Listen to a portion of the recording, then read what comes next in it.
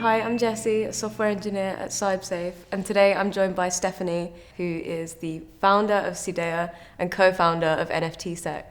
So thanks for coming today, Steph. Thanks for having me, Jess. I wanted to start by asking you about Seidea and kind of the story about how it started and why you started it. The journey for me started in 2018.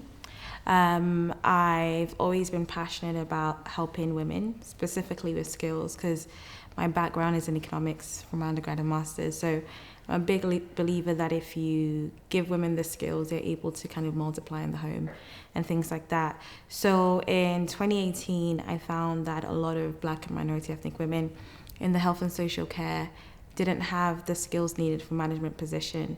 And those skills were Microsoft Excel skills. So I decided in my local library, I kind of told women in my church, but also shared like banner around like my local area that anyone who's interested, I'm going to give free Microsoft Excel classes. It turned out coincidentally that at that same time, I was also in the intelligence, so looking at modern slavery, human trafficking from like a cyber perspective, and also looking like crypto and online child sexual exploitation, and how those things interlinked. And as I was telling these women about, you know, my career and kind of inspiring them to like do more, they were like, we're interested in cybersecurity. And then I was like, it made sense that I create something, because when I was trying to show them stuff that already existed, a lot of it was in central London. A lot of these women have kids, they have families, they don't have time to be going central London. And also they didn't really see women who looked like them within these spaces. So I decided that from 2019 that I was going to create a space specifically for Black and minority ethnic women in cybersecurity. So yeah, that's kind of how the journey started. I think a bit organic. Yeah, that's amazing. And why do you think we've seen such a massive growth in like the interest in cybersecurity, and specifically from these underrepresented groups? You've managed to find and build a community around cybersecurity. I'm curious about how that demand has grown and why you think that is. I think the demand is a lot high because I think a lot of companies are waking up that we are in a global economy, and the cyber attacks that you're going to get is not going to be from, I don't know, someone in Yorkshire, or, you know, it could be somewhere abroad. And there are different ways in which different countries and different cultures view security, and that impacts how they might do a cyber attack, and these things are quite important. So I think on a global scale, and I think even in the UK, a lot of companies are realizing that for you to exist in a global economy or a global community, you also need to have a global workforce. Now, in regards to those from underrepresented backgrounds, I think cybersecurity has been one of those industries that has this kind of cloudy, shadowy image to it. I think with stuff like coding and like software, it's a little bit more open, or data. But with cybersecurity, the nature of it is that you have to be private. You have to think in a way that is a little bit sneaky. And I think that has, in the past, a lot of people have kind of like sidelined it because they think it's too difficult, or maybe they don't see a lot of people who look like them. And I think if we look at the image of cybersecurity, it is mostly a man in a hoodie. And it's trying to demystify that image. And I think from having conversations, I think how we started with Seidea is that we had experts just coming to share their career journey, and not all of them came from like a technical background. A lot of them, you know, some of them didn't even go to university, and it's kind of given our members that kind of hope that it doesn't matter where you start from. There are different ways in which you can pivot into this industry, and not everything is hacking. You know, there is stuff like data protection, there's privacy, there's business continuity, operational resilience. There's so many aspects of cybersecurity that people are unaware. And I think as an organization, we're really trying to show everyone that, you know, these are the different domains, these are the different areas. No matter where you start from, depending on your skills and your interests, you can enter into the industry. So I think now that people are waking up to the demand, and I think COVID, unfortunately, showed a lot of the lack of security hygiene that a lot of companies had. And now with people working from home and like people not being able to kind of like control what their employees might be doing, or the security in the home, or the Wi-Fi in the home, or the network, I think it's also highlighted how important cybersecurity is. And I think even we can see with scams that have been happening in the energy sector as well. So I think all these factors from both the employer side and people from minority ethnic groups, I think that the demand has kind of allowed everyone to find a way to want to go into the industry, but also for companies to think about how they can be more diverse with their workforce. So how do you think organizations can work towards the demystification of cybersecurity so that they can reduce the barrier to entry for other people? I think first thing I would say is education. Education is important. As a company, how are you letting people know how you view security?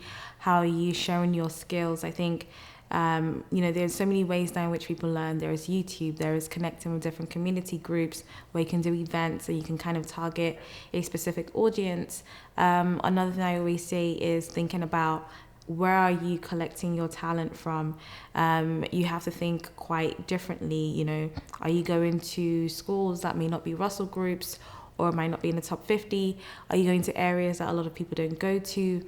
Also, when you're thinking about community, are you looking at the community around you? A lot of councils and boroughs, especially in London, I really don't know about elsewhere. I know that they have community centres. Are utilizing that space, or you can kind of connect in with your local community.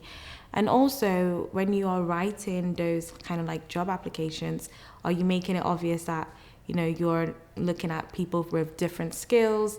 I think now the discussion around degrees is important. Are you removing that kind of degree barrier to kind of open yourself to a different type of audience? Because then someone looking at your company will be like, okay, I understand a bit of what this company is about, how they view security. It's something that I can get involved with. But also I think we've seen with great works like Microsoft given the Azure stuff that they've done. I've seen a lot of companies, maybe Salesforce as well, they've done a free training. When you're given free training, you're building your brand, because a lot of people when they first think about a sector, they're thinking about you, because you would probably be the first point of contact for training. So if you are able to kind of share your skills in cybersecurity, first of all, you are demystifying, but also you're letting your audience know that you are the first point of contact. And if the person doing your course might not want to join the organization now, you'd always be in their mind because you're that kind of first point. So they might come to your company later. So I think that's what a lot of companies can do. And I think even with our industry, I think the events that we have like Black Hat and stuff like that, are we going to different industries that may not be cybersecurity led? And I can see now in the fashion space, like ASOS and other organizations are really trying to get into cybersecurity or think about how they're securing their stuff. Are you connecting with different non-traditional sectors and kind of seeing the interlinks? Because cybersecurity is important to everybody. Mm-hmm. So I think that way you're then making it kind of like cybersecurity for the everyday. And I think that's where a lot of companies need to start going when you're thinking about demystifying or even trying to attract people. I'd really like to talk to you about the impact that Seidea has had over the years. How has that been seeing, because I've seen it from the point of view of somebody watching the journey happen and see it grow. How has that been for you? It started with a simple idea of connecting professionals in the industry who share their journey to those who want to get into the industry, and kind of creating a space for that. And we were lucky enough that when we first started, Coventry University London sponsored us with a venue. So we had a venue space. But then when COVID happened, we had to then think, okay, it was very different because because we started as a group and it kind of expanded. It was a thing where I kind of knew everyone's faces who were part of the community, and it was very much a close-knit community. And I think when COVID happened, we kind of grew way more than we expected. And now I can't for sure say I know everybody who's in the community, but I think it's been great being able to kind of see how companies as well. I think the whole recent cybersecurity strategy also helped as well, because now diversity is something that the government's thinking about. And I think now companies are thinking about, okay, how do we ensure that we're contributing? Because we've been talking about the lack of diversity from a female perspective, from a minority or ethnic perspective, but what is the industry doing? And I think now I'm starting to kind of see the seriousness with it, with the conversations that are being had. And I think for us it's been great because we've been able to allocate opportunities like scholarship programs where women can get the Computer Security Plus, which is kind of seen as an entry-level certification in cybersecurity. We've been able to do virtual internships. We've done it twice now. We're working in our third year, and that's been like 26 women from all over the world. And even seeing the interest, like with our last virtual internship program, we had 562 applications. So just seeing the interest of how many women want to get into the industry makes me happy. And I think now we're just kind of focusing more on like mentoring and even seeing like the journey, like our alumni, how can we take them to the next level in regards to supporting them while they're at work as well. Mm-hmm. So I think now we're looking at it from two ends. So one of the ends is actually getting people in, but now we're trying to think strategically while people are now in, especially minority ethnic women, how are we supporting them in those roles in the industry so that, you know, they don't leave, because retention is another issue that is quite common in the cybersecurity industry as well. Definitely. I'm really glad you mentioned retention, because that is, there's a lot of effort being put in for attraction, but not necessarily the second half of that, which is the retention. And how do you think that, how do you think an organization can support the retention of minority ethnicity women? I think it's easy. It's by giving them a voice. I mean, when someone feels like they're wanted, included, because diversity is like the attraction part, but the inclusion, I think, is where the real work begins, and is how do you ensure that your employee feel like they're wanted in your company? Do they have a voice? Can they speak up? And all of these things can be quite simple. First thing is, I always say, make sure you have like a board that has a mixture of people. It doesn't have to be people, you know, if you're trying to increase diversity, it doesn't have to be people from minority groups. It can be a mixture, because we need allies. We need everyone involved. And then have a senior person who's championing the idea. And within that council, think about, okay, what are the strategies you guys are going to make? You might have small, quick wins. So maybe it's like changing the way, you know, you might have blind name CVs or other stuff of attraction. But with Medium, I always think of stuff like having your own employee network. So BAME employee networks or women employee networks or carers, ones that are able to kind of showcase people's different interests and hobbies, because everyone likes community, even in the workplace.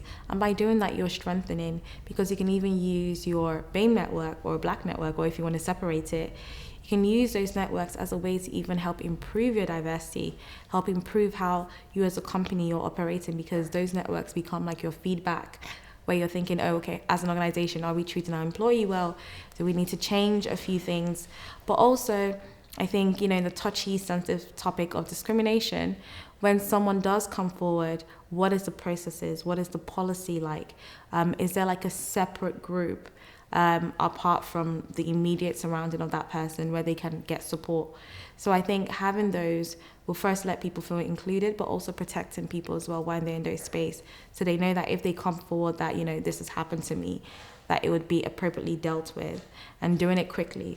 Because when like it's delayed or the company doesn't show that they care, then the person is likely to leave. Mm-hmm. And it's also not good for the reputation if the person then wants to come out to share the experience of your company.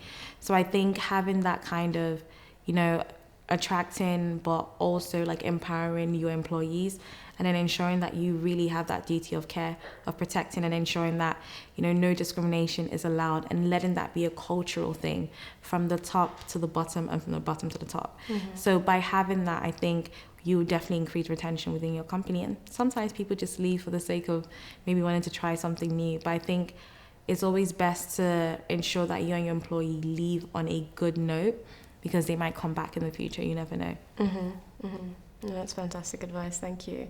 I wanted to talk to you as well about NFTSec. So mm-hmm. we've seen the growth of Web3, and NFTs have been like a technology. Blockchain technology has been something that's developed a lot in the last few years. Mm-hmm. And I think that you're coming at that from a security angle and what that means. So would you be able to explain a little bit about that? Yeah, sure. I think we're working on a security platform. We actually found out that 9 in 10 people in the space have been scammed, which means only 1 in 10 people within the NFT space have not been scammed. So I think even having like these discussions on Twitter Spaces, Discords, talking to like different communities, scamming and the lack of wallet security has been a huge issue. And I think for us, we're kind of tackling it from 3 different angles. The first angle is education.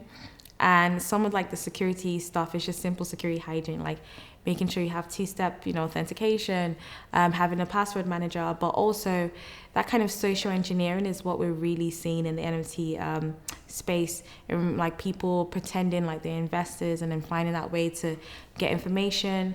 I think also within the NFT space, because it's so hard to get into because of the high cost, sometimes what some companies do is like they have this thing called a free airdrop, where they give money or coins, bitcoins or crypto, and then people then use that as a way to kind of like, okay, collect money to maybe buy their art or to mint their art.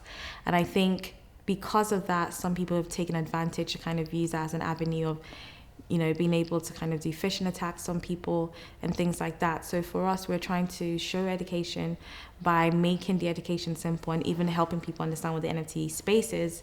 And the second part of it is by actually having a platform where people can talk about the experiences, because these things are, because like the nature of the NFT space being so decentralized, it's happening in pockets of community, but there's no central source to say, okay, what is the type of attacks that are happening? Let us all have one space where we can kind of have like a record of all the attacks that are happening. So that's kind of the work we're doing, working with different communities now to kind of collate that evidence and then have like a bank of these are the type of attacks happening, these are the trends, and then be able to kind of pinpoint what future attacks might be as well. And also like the issue of like copyright, people stealing people's work, changing it a little bit. We're also kind of like working on that space as well as to, if a creator wants to mint something, does the marketplace have the function to say, actually, no, this has been minted before? So that's also kind of like what we're working on. And in that way, we feel like we'll be able to help people protect themselves, but also have like a source where people can kind of know, okay, these are the attacks that I should look for from a perspective of a creator or an investor. But also in the marketplace, I think people are losing trust. I think there's been over 600 million scams happened on these different marketplaces. So because of that, it's how do we help these marketplaces as well reestablish the trust that they have with their audience. Oh, that's fantastic.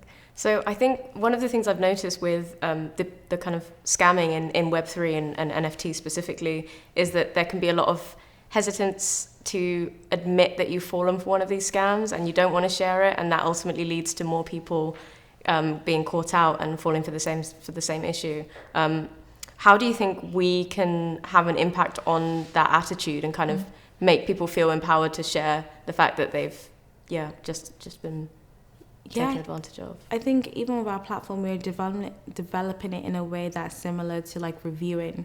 So you can review anonymously and share your experience. I think it's similar to why, platforms like Reddit are doing so well, is that kind of anonymity. I don't even know if I'm saying it properly, but that way in which people are able to kind of hide their identity. And we know from a behavioral perspective, when your identity isn't shown, people are more open and more honest.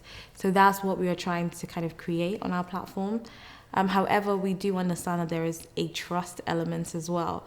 So we are definitely working in a way of similar to like stuff like Clubhouse, where there is a track on who invited who to the platform, so that each person has accountability for how everyone behaves within the platform. But I do think by making the process in a way where people don't have to show their identity, people will be more honest about their experiences of their scams or how they were scammed.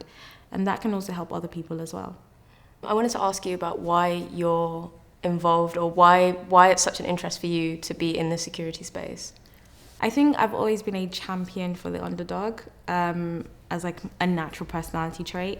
And I think what I love about cybersecurity, even though I fell into it, is the fact that I'm able to help people change their lives by getting jobs within the space, help people protect their assets. And I think that gives me joy and satisfaction. And I think the kind of person I am, I'm driven by impact. So I wish I was driven by money, but cybersecurity is a good industry to also be driven by money. But no, I'm driven by impact and the fact that I know that every day, the things that I do, whether it's with my startup, whether it's with Seidea, that I'm helping people, I think that motivates me. And it also is kind of a pull as to why I'm in the space. And so you're also a PhD candidate and you're studying cybersecurity right now. Can you tell me a little bit more about what it is you're studying? Oh, yes. So I'm doing the CDT program, which is cybersecurity for every day. So it's supposed to be a multidisciplinary PhD where you come in at security from a broader angle. And my research specifically, I'm fascinated by physical security and the home. I think maybe because I'm a homebody. But my research, I'm looking at domestic workers, specifically in Nigeria, and the security practices targeted at them. So looking at stuff from nanny cameras, IoT device, what is the surveillance tactics that employers are using within the home as a way of protecting to them what is valuable, whether it's your children, whether it's their assets at home, or whether it's their elderly parents. How far are they willing to go to protect the people they love and the assets they love as well? But also I feel like by understanding this dynamic, I think it's important as more people are working from home, employers are now thinking about physical security more broadly away from the office. What does that employer-employee relationship look like in the future of work? And what type of fundamental security lessons that I'm gaining from this relationship that I'm looking at, how would it impact the future of work? So it's super exciting, and I'm also excited to kind of look at domestic workers because I think that's an area that is overlooked for many reasons, but also focusing on Nigeria because when I'm Nigerian, but also I think within the academic space and when you're looking at cybersecurity, I want to move it away from this kind of 419, financially driven, money laundering, but actually looking at other aspects of security that exist within Nigeria. So that's kind of why I'm passionate about it. But also I'm passionate about work, essentially, as well, and labor. Yeah, you mentioned IoT and how that's having a massive impact on the people working at home and also what the employer feels entitled to in terms of the data that's now available through those devices and how they're connected. What are your predictions for the future? Oh, well, I'm still working on the research, but I do think that there will be, it's quite bleak, but I do think we're going to have an erosion of trust between employers and employees, because I do think that as more people are working from home, some employers might feel the need to be quite invasive in their way of trying to control and ensure productivity, and that might have a backlash. And with now people like being more or advocating more for like remote working, I'm curious to see, hopefully, I hope my prediction doesn't, come to pass and there's actually more trust. But I do think that there might be kind of a push and pull, and privacy will become more important as people, think about their home as a workspace, and their home, how do they kind of like separate the barrier between the two. I think it would be interesting to see how the privacy discussion would be in the future, especially when it comes to work. Yeah, definitely. And that is quite a scary prediction. So what do you think organizations can do to mitigate that erosion of trust? I think it's going back to retention strategies we talked about.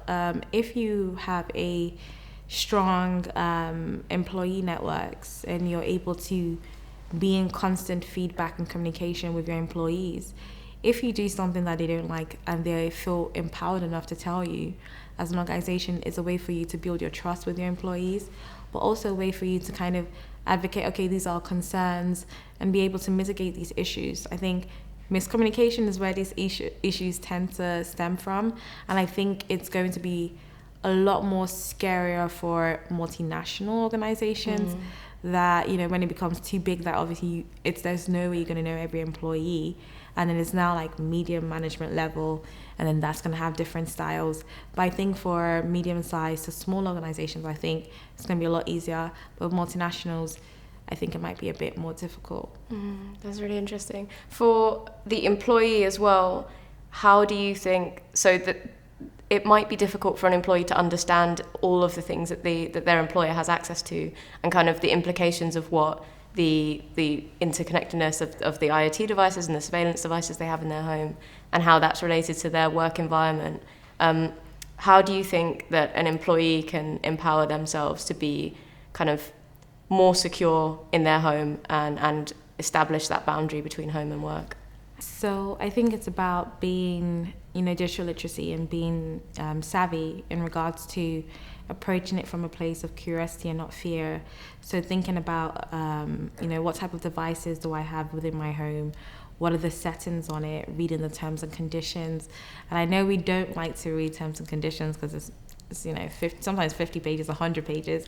And I do think that a lot of organizations do that on purpose, but I think it's by reading that and actually thinking, okay, before I click yes, I accept, what am I willing to accept? What are their data settings like? And by doing that, I think it allows you to kind of understand, okay, on a daily basis, this is the amount of information I'm putting out forward.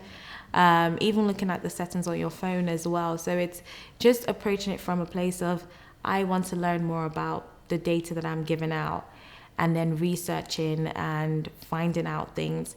And I think, even by doing that, you'll be able to kind of find loopholes that a lot of people don't know about. So I'm able to talk about smart TVs because I was curious when we got smart TV, like what type of information we're sharing. And it was kind of scary because audio was part of it. And we don't even think about whether our smart TVs are even listening to our conversations. But there have been cases, which I did research, where I think it was like a police case where the smart TV was actually able to get a recording. So it's interesting to see how the devices that we engage with on a daily basis, how much we give to that device, and how much information is being stored on us. So I think by approaching it that way, you'll be able to kind of understand as an employee, but also in just your everyday life. And I think that's how, it's like I'm talking about my PhD now, but I think that's the best way to approach security as a whole, is to think about it on how am I thinking about security on a daily basis with everything that I'm engaging with. And then when you start doing that, it actually allows you to think more critically. And I think will allow you to also become a better cybersecurity professional as well, in my opinion. Yeah, no, I love that. And I love that you mentioned the distinction about approaching it by curiosity as opposed to from a place of fear, because that can lead you to find the information that allows you to feel more empowered as opposed to afraid. So what would your advice be to somebody who is looking into ways to be empowered and is overwhelmed by the information that they can find online? Like, how would you start? You go into Google My Activity. That allows you to see, okay, how do I engage with Google on a daily basis? That doesn't require you a lot of work, but it allows you to kind of see, okay, my location, my maps that I use to find places, those kind of information are being stored. Okay, do I clear my data? Because Google allows you that option. It's by starting there and then looking at one device at a time. And don't overwhelm yourself. I think by doing it that way, you're able to kind of like understand the dynamics. Because let's be honest, with big data, it's going to be hard sometimes for those data to be misused, if you decided that you wanted to use your oven at a particular time, for example. But by knowing these things, you're empowering yourself, and it allows you that if you were to be in a work environment, you kind of understand the terms and condition that is being placed in regards to surveillance or monitoring or evaluation of performance. And then by doing that, you'll be able to kind of be in a better place to negotiate that terms a lot better for yourself. Thanks. That's great. And how do you think that's going to change over time as we get connected to more devices, we sign up to more apps, we've got more places that our data is stored? How do you think that's going to impact the individual? Oh, I think with the metaverse now, I think it's going to be interesting because the more we get savvy, I think my concern is actually those we're leaving behind, and how, especially those like over 35, not saying that's old, but as things are getting, more devices are coming into play, how are we ensuring that everyone has the same level of digital literacy? I think for kids, it's a lot easier for them to pick up things. But even me, like in 50 years time, I may not know what's like the next big thing that might be good for like teenagers. So it's ensuring is how do we ensure that digital literacy and that savviness is across the board? Because I think by empowering people with education, then they can make the decision for themselves. Some people don't care about privacy, and that's fine. But I think it's ensuring, I think it's a duty of care especially for governments, to really show people these are the facts with the devices that they're using, so people can kind of make their decision whether they want to continue to use the device or how they want to interact with the device. Or if they don't care, that's fine, but at least they know that information. And my hope is that's where we're going to get to, where people are just more empowered and know more about like the security of everything that you're using in a better, easier way. Yeah, definitely. And what do you think we can do as a society to bring that base level of digital literacy up? Again, I think it's by connecting with your community groups. Sometimes we want grand ideas, 100,000 people. It sounds great, but I think sometimes we lose the value of the importance of your local community. So I would say, as a company, before you have this grand idea, think about how you're impacting your environment around you, especially now with climate change. You want to be reducing your carbon anyway footprint. So thinking about your local communities and how you're empowering them with the information they need. And then I think with that, you can kind of get feedback to say, okay, maybe we want to develop a course that anyone can do, because we've been able to kind of focus on our immediate surrounding first. And we've been able to learn from them how we can improve our course. Now let's do it on a global scale or mass scale. So I think starting small is very important. And by starting small, it's such a great time because you get so much. I think even for me as a business owner with Seidea, the early days of us having that community meetup was so important because I was able to understand things that I didn't even think about when it came to what women might be interested in. So like now we're in a hybrid position, but the importance of online events, recording our events, so those who can't make it. So things like that. And I think as an organization, if you're thinking about improving digital literacy, is getting that feedback with your immediate audience and connecting with a community hall, community groups, looking at organizations around your physical company, and then how can you connect with those organizations and how can you share your skills as a corporate social responsibility. So I think that's kind of a small way you can start, and then you can start building on that, and then it could become something great. Thanks so much for your time today, Steph. It's been great having you, and I'm really excited to hear about your work in the future. Thank you so much for having me. To find out more about Steph and anything else PeepSec, head to peepsec.com. Thanks for watching.